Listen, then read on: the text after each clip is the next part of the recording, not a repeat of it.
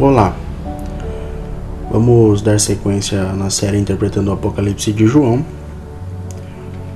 com o auxílio dos antigos cristãos, da antiga literatura cristã, e agora com o versículo 15 ainda do capítulo 1. Estamos chegando aí ao final do capítulo 1, e o versículo 15 diz o seguinte: João escreve: Os pés tinham o aspecto do bronze, quando está incandescente no forno, e sua voz era como o estrondo de águas torrenciais. Bom, então aqui a gente está aí na primeira visão de João, né? Ele está ainda vendo o homem em meio aos candelabros, que é Cristo Jesus, e ele vê então os pés de Cristo como tendo o aspecto de bronze incandescente. E sua voz é muito forte, né? Como a voz de águas torrenciais. Bom, vamos ver aí, então o primeiro comentarista, né, Irineu de Leão, que é discípulo de Policarpo, que por sua vez é discípulo do próprio apóstolo João. Então é um comentário aí muito importante. E ele escreve o seguinte: Assim, de várias maneiras, ele ajustou a raça humana a um acordo com a salvação.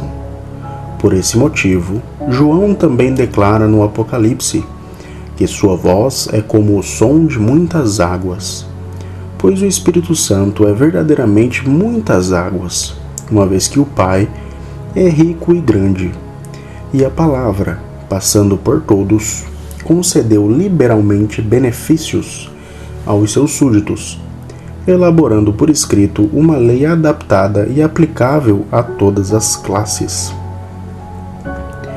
Bom, aqui Irineu ele faz uma aproximação muito interessante entre o Espírito Santo e o Pai, né? Ele vê nessas águas torrenciais, né, essa voz como o som de muitas águas. Ele vê aí o Espírito Santo, né? O Espírito Santo anunciando, né? Inspirando, e ele fala que o Espírito Santo é verdadeiramente muitas águas, uma vez que o Pai é rico e grande, né?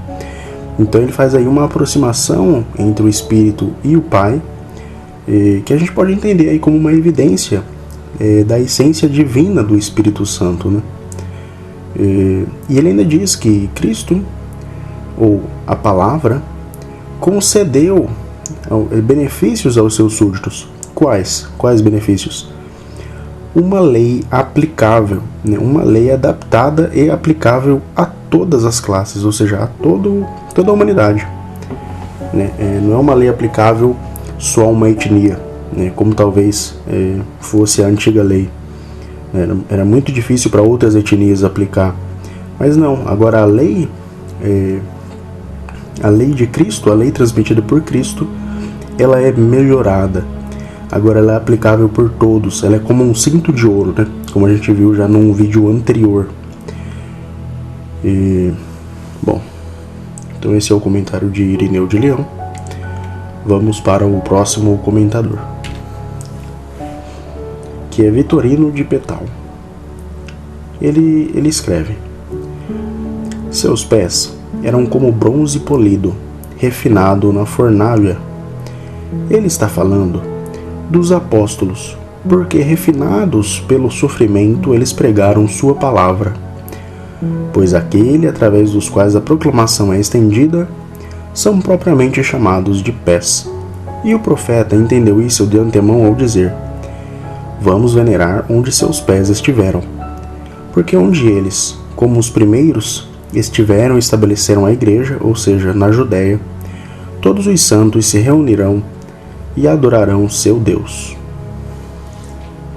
Bom, então aqui Vitorino, ele vê nos pés, né, de bronze refinado na fornalha, né, ou de bronze incandescente, ele vê nesses pés os apóstolos, né, o fundamento da igreja, né, ele vê aí os que são os apóstolos. E por que no fogo, né? Por que incandescente? Por causa do sofrimento. né, dos martírios, da perseguição. E o Vitorino é muito interessante ele escrever sobre isso, porque o próprio Vitorino foi um mártir, né? Então ele próprio experimentou desse fogo que ele vê aqui nos pés polidos, né? E ele também ele também está no fundamento da igreja, né? Ele viveu aí nos primeiros séculos, né? Viveu aí entre os anos de 250 e 303, né? Foi martirizado na era do Diocleciano. Então ele também faz parte desse fundamento que ele mesmo enxerga nesses pés, né? Nesses pés refinados na fornalha. Bom, vamos então agora para o comentário de André de Cesareia, e ele escreve o seguinte: e os pés também são os fundamentos da igreja. São como incensos de bronze, que cheiram bem quando queimados, e são chamados de incenso masculino. Há outra interpretação. Como o bronze se refere à natureza humana, e o incenso se refere à natureza divina, por meio dele se indica o doce odor da fé e a inconfundibilidade da unidade. Ou outra interpretação. O bronze mostra a eufonia da proclamação, enquanto o incenso mostra a conversão das nações, dos quais a esposa, a igreja, é ordenada a ver. Bom, então ele vai destacar, obviamente, né, os pés aí como os fundamentos da igreja, né? Mas ele vai ver aqui no fogo algo de positivo, né? Porque o bronze, né, o incenso de bronze, né, ele cheira bem. Então ele vai entender aqui o bronze como representando a natureza humana, e esse bom cheiro, né, produzido pelo bronze na fornalha, como sendo a natureza divina, né?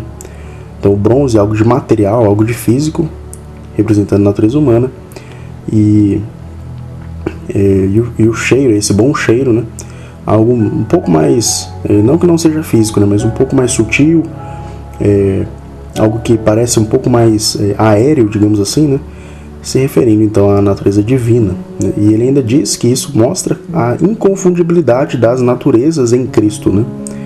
Pois de fato Cristo é homem e Deus, e de forma inconfundível, né? Unida, né? E ele também apresenta outra interpretação, onde o bronze vai representar a proclamação da palavra, e o incenso a conversão, né? O incenso, ou seja, o bom cheiro do bronze na fornalha, é a conversão, né? Ou seja, o bronze é o material, né, ou seja, é a própria palavra que será proclamada, ou seja, se estende o cheiro desse bronze, esse bom cheiro, essa boa palavra se estende, se espalha, as nações sentem esse cheiro, ou seja, gostam dessa palavra e se convertem, né? Então é uma interpretação muito profunda também. Bom, vamos então para o próximo, que é Beda, né?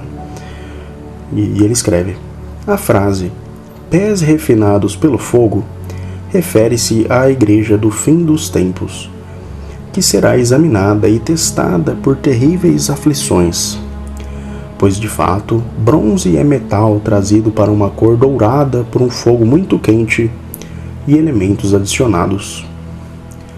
Bom, então aqui é um comentário bem curtinho, muito simples também, né? Para ele, então, os pés não é o fundamento da igreja, né? Não é aquela igreja primitiva que também foi testada pelo fogo, mas também pode ser aquela igreja, né? Mas também essa igreja do fim dos tempos, que também é testada por terríveis aflições, né? Se a gente lembrar, os cristãos, eles sempre sempre sofreram aflições, né? É claro que não como no início do cristianismo, né? Mas sempre houveram localidades onde os cristãos sofreram aflições, e hoje existem muitas localidades, né? Muitos lugares do mundo hoje, do nosso planeta, é muito difícil de se pregar a palavra de Cristo. Então até hoje, né, a igreja, nesse último período, né, o povo de Deus, né, os cristãos, eles sofrem essas aflições de fato. Bom,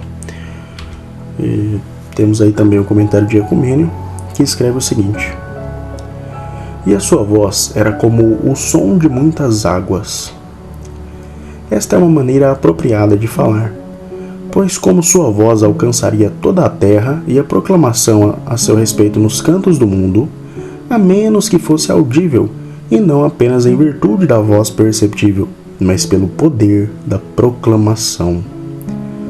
Bom, então aqui ele vê nesse som de muitas águas, né, essa voz como águas torrenciais, ele vê aí uma indicação da proclamação que alcança toda a terra, né?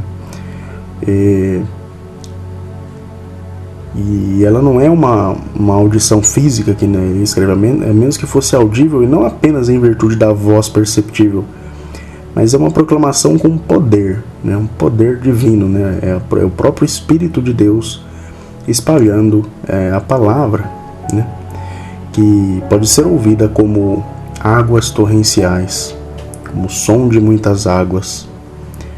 Muito bacana. Temos aí por fim então a tabela resumida. Então o Irineu vai falar sobre a voz de águas torrenciais. Ele vai escrever, né? O Espírito Santo é verdadeiramente muitas águas, uma vez que o Pai é rico e grande, e a palavra concedeu liberalmente benefícios aos seus súditos, concedendo uma lei aplicável. Então, para ele, essas águas é o próprio Espírito Santo, né? Vitorino, sobre os pés de bronze incandescente, escreve, né, que os pés são os apóstolos, porque refinados pelo sofrimento, eles pregaram sua palavra. E o Vitorino, né, que o próprio também sofreu, né, essa aflição. André, também sobre os pés de bronze incandescente, vai dizer que os pés são os fundamentos da igreja, ou que representam as duas naturezas de Cristo, ou que representam, né, a proclamação do Evangelho e a consequente conversão das nações ante essa proclamação, né? Temos ainda aqui o resumo de Beda, né, em que ele vai dizer que sobre os pés, que se referem à igreja do fim dos tempos, né, que sofrerá essas aflições, assim como a igreja primitiva. E Ecumênio, que vai dizer sobre as águas torrenciais, né, que seria a voz de Cristo alcança toda a terra e é audível não apenas em virtude da voz perceptível, mas pelo poder da proclamação, né? Então é um poder divino aí que se faz ouvir necessariamente.